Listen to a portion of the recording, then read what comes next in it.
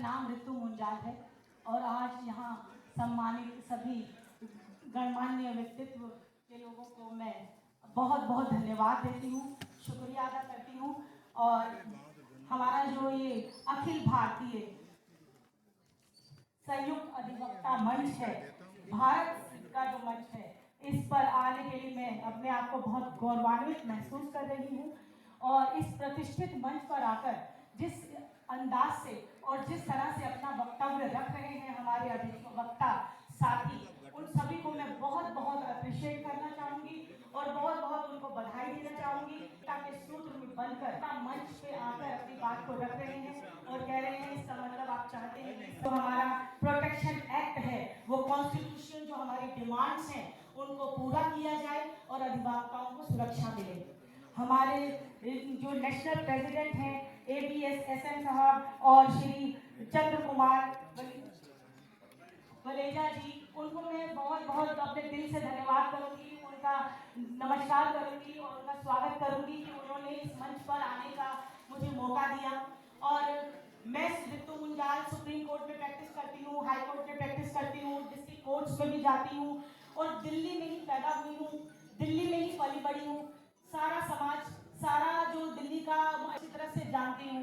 Delhi university topper रही हूँ किसी टाइम पे और दिल्ली के जो कॉलेजेस हैं, स्कूल हैं, लड़कियों के स्कूल में पढ़ी हूँ क्योंकि पिताजी ने शुरू से कहा कि आप लड़कियों के साथ ही पढ़ोगे, तो लड़कियों के स्कूल में पढ़ी, लड़कियों के कॉलेज में पढ़ी।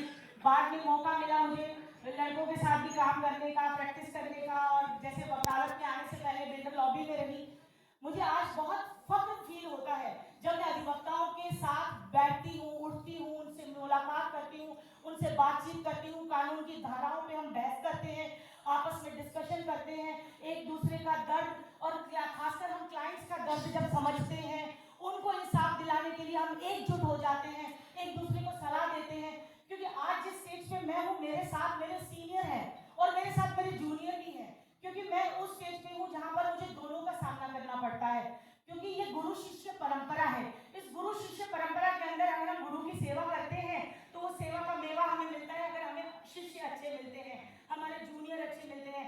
लेकिन जब ये सीनियर, ये जूनियर और हम जैसे अधिवक्ता जो एक बीच की कड़ी का काम करते हैं, सब एकजुट होकर एक राष्ट्रीय मंच बनाते हैं और अपने हक की लड़ाई लड़ते हैं, तो मुझे बहुत प्राउड फील होता है, जिसमें हमने हमेशा दूसरों का दर्द सुना, दूसरों के लिए निवारण किया, दूसरों की मदद के लिए हम आगे बढ़े, लेकिन कभी हमारे लिए किसी ने नहीं सोचा। और आज हम लोग खुद अपने लिए सोच रहे हैं, ये बहुत बड़ी बात है। और इस बात को आपने सिरे चढ़ाने के लिए एक इतना बड़ा प्लेटफॉर्म तैयार किया, राष्ट्रीय मंच तैयार किया और उस राष्ट्रीय मंच पर आकर जब हमने एकता के सूत्र में बंधकर एक दूसरे का हौसला बढ़ाया और हम हर स्टेट से, मैंने आज सुबह से मैं आपके साथ हूँ और जब से आप लोगों ने बोलना शुरू किया है, सीनियर्स ने भी बोला, एसोसिएट्स ने भी बोला और अलग अलग क्षेत्र से, अलग अलग राज्य से आए हुए अधिवक्ताओं ने अपना वक्तव्य रखा, तो सुनकर बहुत प्रफुल्लित हुआ मन कि मैं अपनी रोजी रोटी कमाती हूँ, मेरे साथ जो अपनी रोजी रोटी कमाते हैं, हम सब मिलकर एक दूसरे की पेंशन के लिए, एक दूसरे की मेडिकल स्कीम के लिए, एक दूसरे की प्रोटेक्शन के लिए कैसे खड़े हो जाते हैं। इसीलिए कहते हैं वकील एकता जिंदाबाद, वकील एकता जिंदाबाद। और वकील भाईचारा जो है ना, वो ऐसा भाईचारा है, ऐसी एकता है।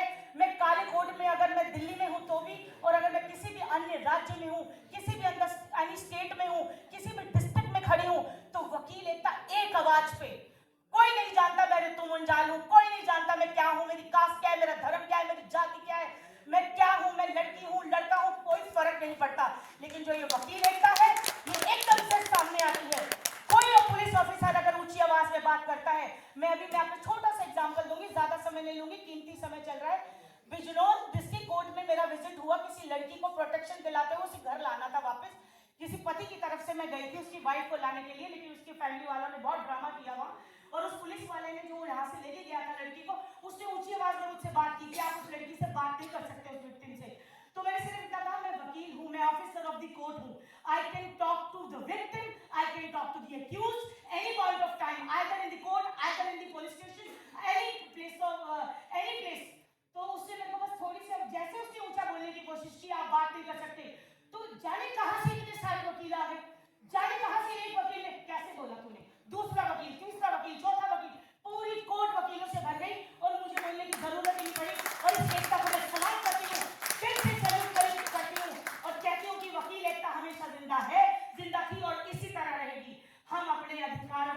के लिए आज इस मंच पर इकट्ठे हुए हैं।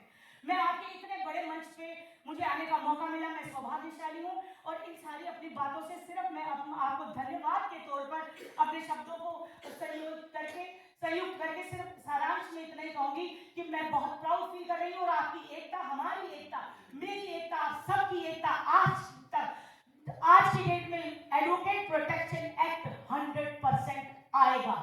100% हमें पेंशन भी मिलेगी।